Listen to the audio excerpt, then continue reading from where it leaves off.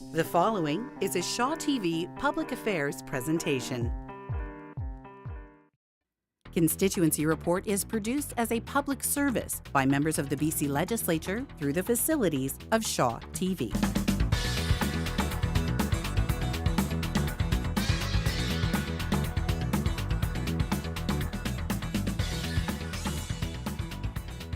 Hello and welcome to Constituency Report. I'm Tracy Grimsrud. Very pleased to welcome Dan Ashton back to the studio today. He is MLA for Penticton. Welcome back, Dan. Always a pleasure to see you, Tracy. Yeah, how are you doing? Really good, and you? I'm very well. Thanks for asking. Oh, sorry to interrupt, but one quick question. How are those two wonderful gentlemen in your life, especially that new Bambino of yours? I know, he's pretty sweet. They're both doing well. Thanks. Thanks for asking, Dan.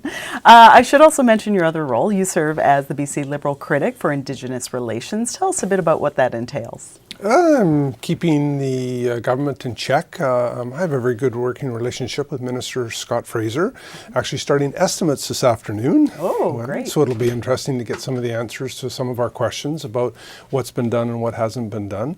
But in the role of critic, you're there to ensure that the government's feet are held to the fire, especially on specific issues. And with my issue, it's critic for Indigenous Relations. And many people know it's a passion of mine, and I intend to fulfill that role to its fullest, working in coordination with the minister to ensure that government is delivering the requests and the services required to Aboriginal people. You mentioned estimates debate. For those who aren't very familiar with that process, can you explain it a little bit?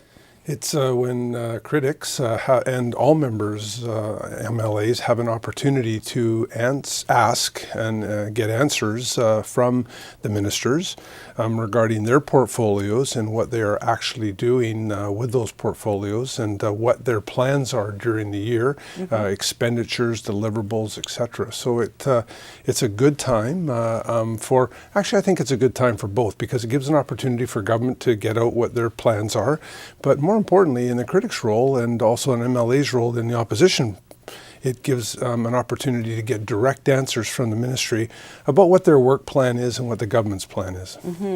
As you mentioned, that pertains to the budget, and of course the NDP delivered their first full budget this past February. Overall, what were some of your impressions of it? You know, a lot of people know me. I try and give credit where credit's due, and they did bring forth a budget, trying to live up to the expectations that they had promised during the election. They're not all there. They're working towards them. Hopefully for all the people that were expecting the deliverables that were promised, that will transpire. You know, government has its challenges, and again, as our role in opposition, we have to ensure that the government is delivering on their promises, and that is going to be taking place. Perhaps one of the surprise elements to this budget was a new employer health tax. What are you hearing from businesses, nonprofits, and other groups on this issue? Difficulty, to be very honest with you, Tracy. It is a transfer, and yes, individuals will not be paying for medical costs ASAP. However, those costs are being transferred over to the employers, and it is causing some concern, especially as we go through 2019-20. People are having issues, and you know there is a change, many feel, taking place in the economy at this point in time. And business is concerned, and we've heard loud and clear.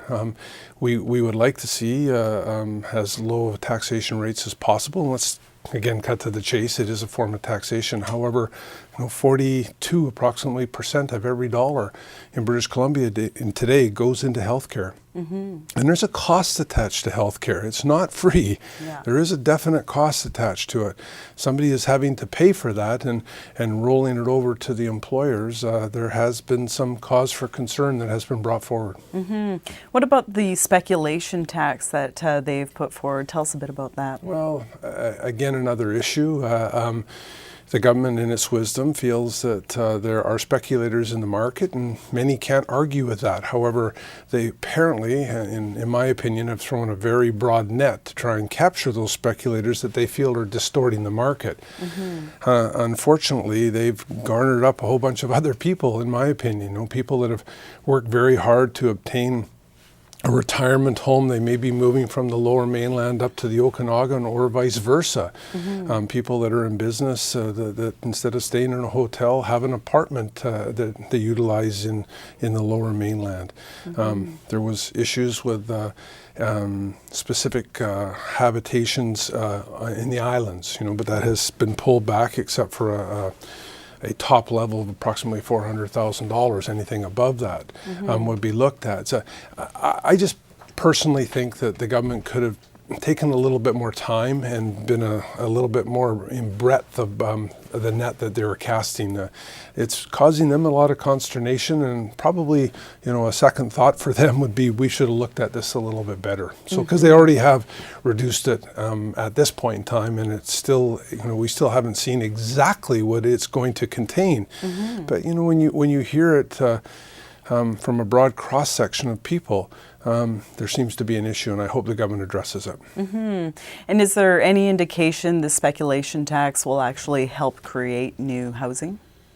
The government is pushing on that on the demand side, but on the supply side, and I'm one of those individuals, we have an opportunity, and the last figure I heard was over 120,000 units from Hope to the ocean that have the availability to get approvals through municipal and regional governments. In my opinion, supply side is always a good way to look at it, in conjunction with some on demand. And unfortunately, the federal governments have stepped up and put more of a wet blanket on that with demanding more of a down payment for Canada Mortgage and Housing. And so I think the government, in concert with higher levels and lower levels of government, could have addressed the issue a little bit better and possibly looked at increasing the opportunity for some of these supply to come onto the market. It can take up to several years in the Lower Mainland, specifically Vancouver, I'm told, to get an approval for a condominium project. That's a long time, and I think it's incumbent on all levels of government to work together to try and help alleviate an issue that is not only in British Columbia. We've heard about it in Toronto, we hear about it across the line in some of the major metropolitan areas where people seem to be moving into more urban areas and in the rural areas. I want to touch on the carbon tax as well. We're seeing that go up, and at the same time the NDP has removed its revenue neutrality. How will this impact residents and businesses? Well, I would have preferred to see it remain as neutral as possible. I really would have. I think it's a good plan overall, and in my opinion, all governments should be trying to do whatever they can to reduce a carbon footprint. I had one note of interest, so I did have a gentleman last week send me his gas bill for natural gas, and it showed the cost of the commodity, the actual cost of the commodity. I'm not talking about the transportation of it and everything, and the taxation on that commodity, and the taxation was higher than the actual cost of the commodity. And I kind of thought, that's a bit, so in our new age, it was put out on Twitter, and I got a response instantaneous of another gentleman that took a picture of his gas bill and showed the same thing. So, I think we have to be a bit careful. We all are concerned about the environment. We all want to ensure that tax dollars are used most efficiently and directed to what they are supposed to be utilized for. But we have to be a bit careful because there seems to be this creep these days of taxation levels going up. And in my opinion, people can spend their hard-earned money much better than any level of government and much more efficiently. That's my opinion. Absolutely. When you look at all these tax measures being put forward, do you have any concerns as far as how they might impact our economy as a whole, BC's competitiveness, that sort of thing? Well, Tracy, I think you've hit the nail on the head, is competitiveness today. Money today for investments around this world can transfer at the snap of a fingers.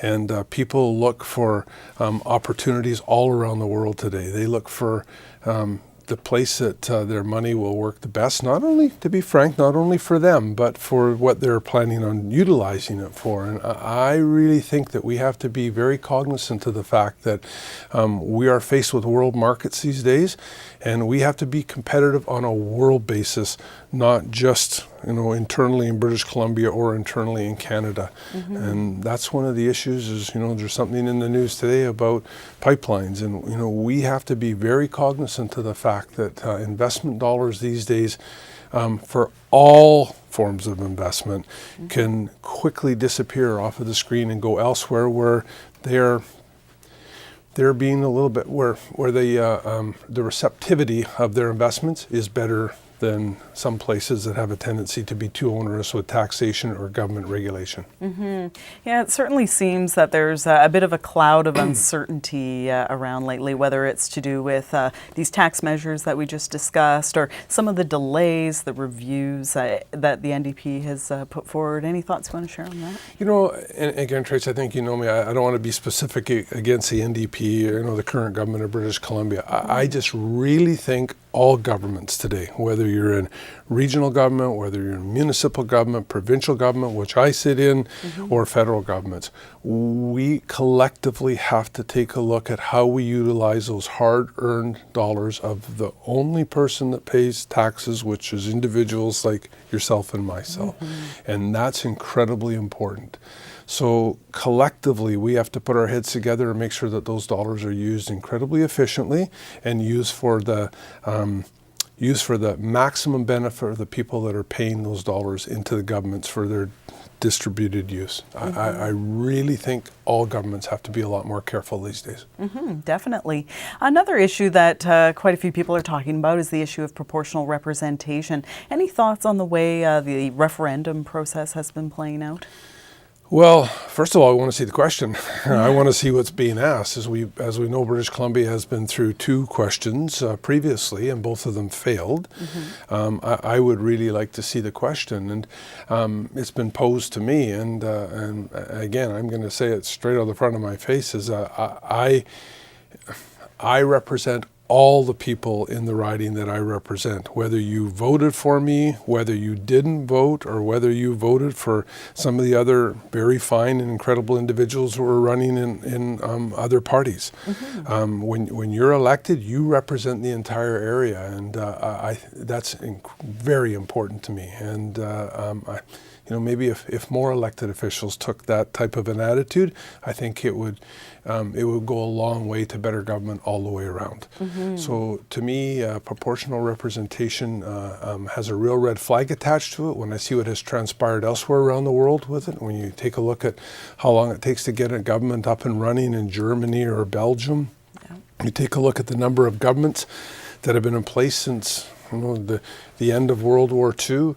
I mean, in areas where proportional representation has been prevalent, it's 2 to 3 times more governments, i.e. more elections, that take place than first past the post. But there is a responsibility when you're involved in a first past the post type of an election. You as an elected official, you better be representing your entire communities, not just those that have supported you. Turning to some local projects, I want to begin with one you're very passionate about. How is the new patient care tower at Penticton Hospital coming along? Boy, Trace, it looks good. It looks so good. It's capped off. I was there when one of the final beams went up and was able to put a signature on it along with a lot of other individuals. The Penticton Foundation, the hospital foundation, is working incredibly hard garnering donations, because a lot of people don't realize that we pay 40% of that hospital cost in the interior of British Columbia. The Lower Mainland doesn't face that, but we pay it. And on top of that, there are other costs that are not covered by the government and through the various health authorities, like i.e. Interior Health. And so there has been a terrific amount of money raised in Penticton. They're well on their way to their goal of $20+ million. And I would be incredibly remiss in not recognizing Mr. David Campy, that has done a phenomenal job in many of the communities around Penticton for helping support, whether it's hockey or soccer, children with challenges. But the way I look at it, what Mr. Campy did is he really threw gasoline on the fire and got other people to step up. And we're starting to see this now, where more and more people are stepping up and making contributions to an incredibly worthy project. Well, the Penticton Regional Hospital, let's take Penticton out of the picture. It's a regional hospital, and it covers a terrific amount of area in the interior British Columbia, the south end of it. And there's 80,000+ people in that catchment basin, and it's going to be a facility that everybody is going to be very proud of. A hugely important project for sure. Absolutely. A good time to take a short break here on Constituency Report. Grab a pen and piece of paper. We'll put up contact information for MLA Dan Ashton. Back to chat much more with him right after this.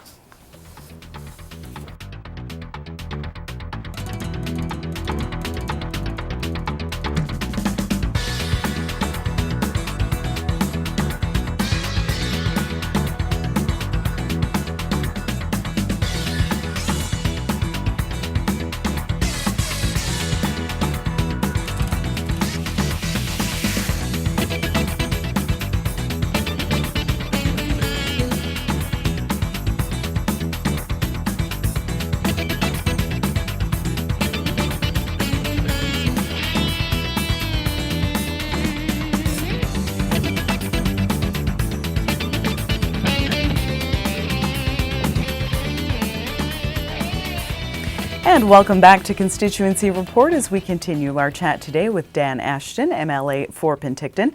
Before the break, Dan, we were chatting a bit about Penticton Hospital, and I had one more question about it. You know, once this new tower is completed, how proud are you going to be? I know this has been one of your biggest priorities since being elected. Well, you know, Tracy, it's not just me.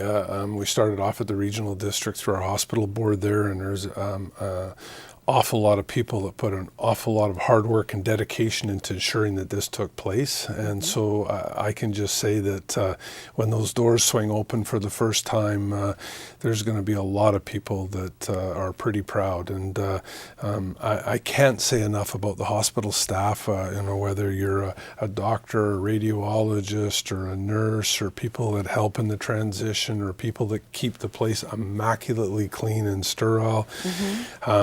All that hard work and dedication is really going to pay off when the new tower is open and the ongoing construction starts taking place into the older parts of the hospital, which are going to all be refurbished. You know, it's the communities in the entire South Okanagan-Similkameen have jumped on board, and it's made a real difference. And boy, they can be so proud of what they've obtained there. Like, it was an endeavor, and it's going to be a facility that is there for everyone, whether you live, commute through, or vacation in. That facility will serve the entire South Okanagan-Similkameen for a long time to come. You mentioned that great community effort behind the project. Is that typical of the people of Penticton and area rallying behind a cause when needed? Absolutely, and with volunteerism so prevalent in British Columbia today and all over, and something that we really have to continue to notice and continue to thank those that step forward. And there have been many organizations that have put money towards this, that have raised money collectively as an organization and stepped forward to ensure that the hospital pledges are topped up, and to ensure that they're leaving a mark for the citizens that utilize that facility in the future. So I can't say enough about it. Well, staying with healthcare, it seems like it's been a particularly nasty flu season. I know you got your flu shot. It's so important, isn't it, to get that done? You know, it's Tracy, it's really important because it's not only for yourself that helps out, it's for the people around you. If you work in an office situation and you're in there hacking and coughing and sneezing and you know, spreading those germs. So I would really encourage people, when the opportunity presents itself, step forward, get those shots and do what you can do to prevent the transmission. It's been fairly tough season for a lot of people with the flu, and it's not something that goes away in 1 or 2 days. It seems to hang on, and you hear people that are continually hacking and coughing, and it's my understanding the little one's got a bad cold right now. So he does. Yeah, life with a toddler. You're always sick. They expose them to it with moderation, but but it is something I think all citizens have to realize, is that we have to take whatever precautions we can to ensure that we make sure that that vaccination, if it's available, takes place, so you're just not spreading it around. And especially in an area that I come from, which has a higher age bracket of residents. So. Absolutely. On that note, last time you were on the show, we chatted about some affordable seniors housing that was being constructed in Peachland. Any update on that project? Going up. They're getting very close. Last time I drove by, the roof units were going on 70 plus. I think it's around 78 if I'm exact. Also Penticton. 2 more units have been announced. I know there's a 3rd one coming up at some point in time here very, very quickly. And I just want to say thank you to the current government for continuing the supply of these much needed houses. And whether it's for senior supportive housing or seniors affordable housing, or housing that allows people to to have their first roof over their head, and that they can use that to start leveraging themselves up, hopefully to ownership into the future. Again, an opportunity where both governments have worked together. And to the current government, please keep it up, because it is a needed resource in many communities in this province. Flooding is often a concern locally. What's the situation like this year? Not good. Last year we got through, and unfortunately we had a terrific amount of rain, which we seem to be having again this year in the spring. The extenuating factor is that this year on the west side of the Okanagan Valley, there's about 150+% snowpack, which is really worrisome. People know that I commute down here, and I cannot believe the snow loads that I see just along the highway coming up over the Coquihalla Connector. The ski hills had a phenomenal year this year with the amount of snow that they were getting. However, that snow, because it's been a rather cool spring, has stayed, and we all know what happens as we start pushing into end of April into May. That hot weather's coming, and if we get a quick melt and the ground seems to be saturated, we've had issues in Narramatta. We're having issues south of us, south of Okanagan Falls, and again on the west side, down past Oliver. So it's something that we have to pay attention on, and government can only do so much. Citizens are going to have to ensure that they do it. If they can protect themselves, if they're in known flood areas, and that if they can protect themselves with sandbagging, etc. But I think we may be in for another high water year, which is going to cause some concern. On the agriculture front, what's the latest with the tree fruit replant program? Has the government made any changes to that program? No. Again, it was asked in the previous estimates with the Minister of Agriculture, Minister Popham, and it is going forward. And again, being proud a little bit, but I've had the opportunity to bring down some pretty nice species of apples to show what is grown in the Okanagan to not only the people like myself, MLAs in the legislature, but also the staff and the workers that are in there. So I would really like to see it carry on. The orchard business is transpiring, and vineyards are incredibly important, and wineries are incredibly important. But that food purveyors of having that opportunity with the new species that are being created at Pacific Agricultural Research Station, and we have an orchard, and I switched over. I had 350 new trees in the ground from last year, another 350 coming this year. So we're swinging over and going from an organic orchard, 11 years organic with Red Delicious, to a new apple, which many have tried down here, called Golden Gala Aurora, which is a stunning eating apple. It was very good. Well, thank you. You're always good about bringing samples, which is great. That's enticement, to show that BC does very well in the world markets with agriculture, and we want to keep ahead of the curve, and farmers are doing that. So. Yeah, you mentioned wineries as well. How are they faring after the trade war we saw with Alberta a few months back that saw the province ban BC wines? Well, trade wars, nobody wins in these things, but it sure did raise the profile, and that is I think, helped in a lot of ways. It was very worrisome, but people have stepped up again and are ensuring it. And there's a very large court case coming from the Supreme Court of Canada, which coming out very quickly, the decision on that, which will be interprovincial transfer and purchasing of wine. And, you know, the Okanagan in the world its ratings are going higher and higher and higher with the quality of wines that are produced in the Okanagan Similkameen area. And I'll actually retract that, in British Columbia. BC is becoming very well known for its wines. And we need to let the world know that. And there are individuals that have really stepped forward, and I don't mind mentioning them. Dr. Tony Haller from Poplar Grove, John Skinner from Painted Rock. Right. Those are two of many of the good wineries that are stepping out beyond the borders of British Columbia and Canada and United States, going to Europe, and they're getting huge accolades for the wines that they're producing. And these gentlemen are assuring people that it's not only us. And we have a whole industry in British Columbia. Source some of these wines and try them out. You'll be more than pleasantly surprised. Well, with the warmer weather approaching, I know many people will be taking you up on that. The wineries will be getting busier, and there's so many great activities in the area for people to enjoy. Things like Peach Fest come to mind. Speak a bit about that. Festivals, you know, the Okanagan, and the Okanagan is still known for its tourism, and you mentioned the wineries are all open now.